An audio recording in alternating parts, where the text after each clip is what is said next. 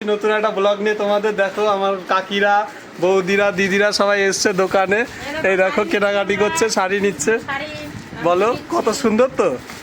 এদিকে নিচ্ছে আংটি, দেখো কত সুন্দর আংটি নিচ্ছে। হ্যাঁ তোমরা দেখতে পাচ্ছ দোকানে সব ধরনের জিনিসই আছে। এই দেখো অনেক শাড়ি, কুর্তি, চুড়িদার। এদিকে আমার ফোনে লাইভ হচ্ছে আর এদিকে আজকে সিস্টেম অফ আছে।